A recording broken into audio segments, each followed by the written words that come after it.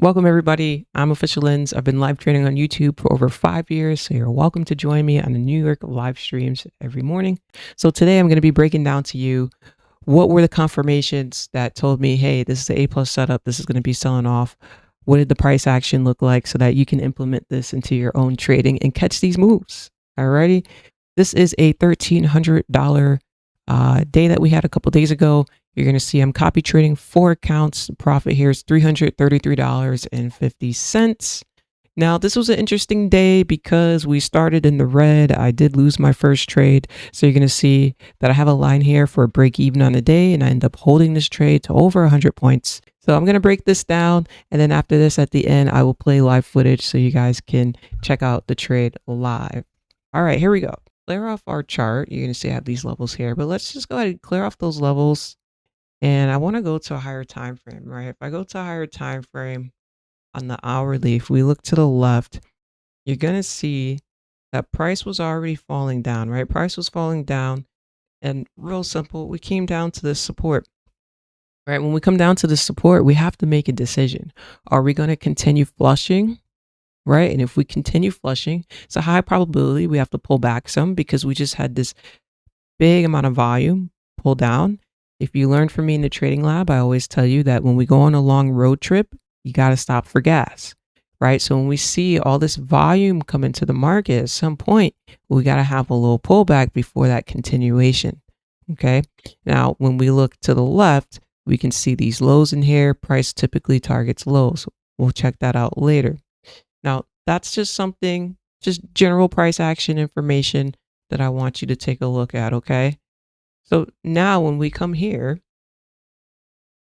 once we get to that zone we just talked about, I'm going to actually draw it in purple so you can see it. We start to fumble, right? We have that pullback. We pull back and then we continue down.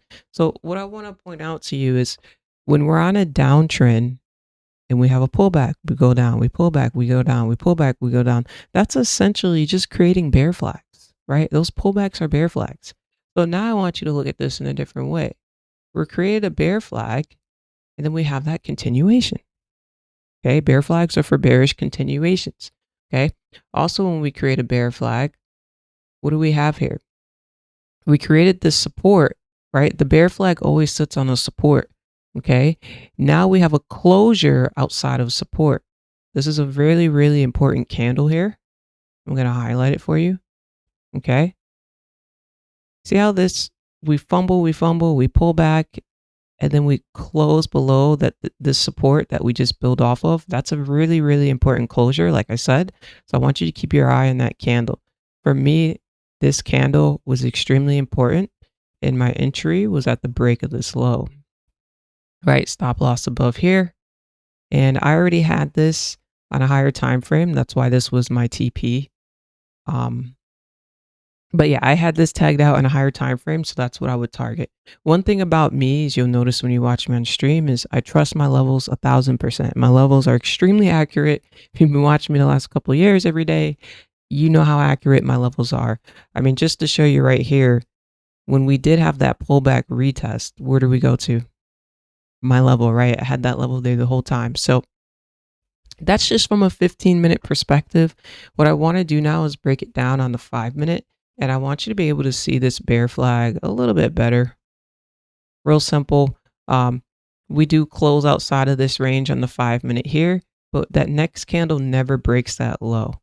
So this is a way where you can avoid some fake outs, is if you are looking at those bear flags and you're looking for that continuation down, again, you would prefer for you to wait for it to break that low, because if we don't, we may be kind of ranging a little bit longer, right?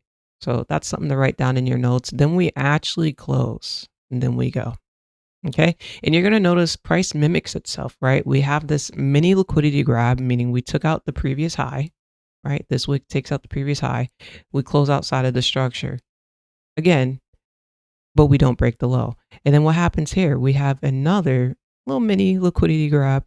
I call it mini because the wicks are short, right? And then we close outside the structure. But ultimately, another way you can look at this, and another way that I look at this, is This is one of my strongest levels. That's why it's purple. My gray levels aren't as strong as the purple, just so you know.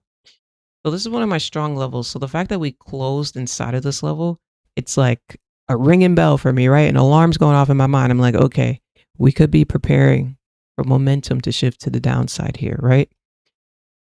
And we come out of it and then we come back into it again. That second touch to me is really important. When we have two touches like that, it's typically a high probability momentum is on the sell side, right? So that's something to write in your notes. And one more gem I'm going to give you. One more gem. We have a 3-bar reversal here. We have this 3-bar reversal. I circled it. Let me go back so you can take your picture.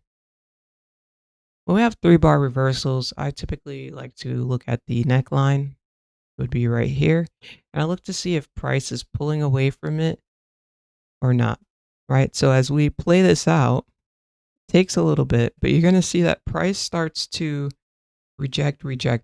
I like when price rejects them because that tells me that sellers are building up that momentum, right? Buyers aren't that strong. If buyers were strong, they'd be able to stay above. They tried to stay above over here and they couldn't. They failed. That next candle came down very much bearish. Okay. So that's something that I like to watch too, that neckline. That usually gives you a high probability. So like I said, we got a bear flag. We got a 3-bar reversal. Just simple market structure, closing below. It's just a simple pullback and a continuation down. And once again, I trust my levels more than anything. I've spent years and years on my levels, back testing them. So again, that's one of the biggest things for me. I use my levels as checkpoints. So I'll zoom out. So like this would be a checkpoint. So if we push through, we're going to the next checkpoint. If we push through, we're going to the next checkpoint. I'm going to go ahead and play this video out for you. Like I said, there was a point in time where I could have closed the trade. You're going to see right around here, I could have closed this trade for break even on the day because I was down 197 on the dot, something like that. I was down from my first setup and I decided to hold this. So I do want to say that, you know, someone may ask, hey, well, how do you know when to hold it, when not to? Number one, if it's an A setup, I'm high percentage, I'm going to hold it. If it's an A setup, I'm probably going to hold it for 100 points. If it's a B setup, I may just close it.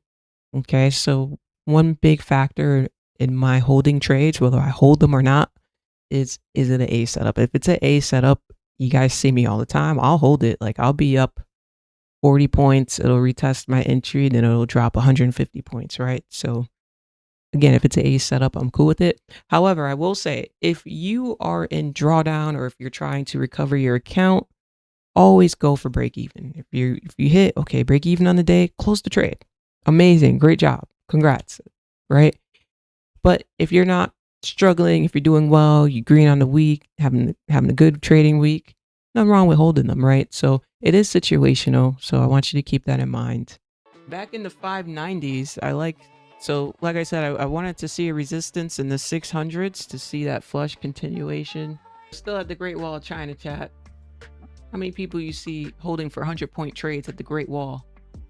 You don't see that too often. Alrighty, I said I want to see a flush to the 60s. There we go, 69. 69. I want to see if we can break the low that was just created. We have a low at 567. So like I said, I'm just gonna hold this last order just to see if it can flush a little further down. Flood them.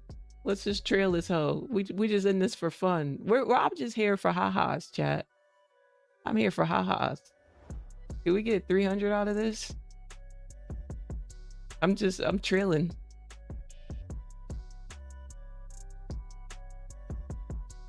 There we go.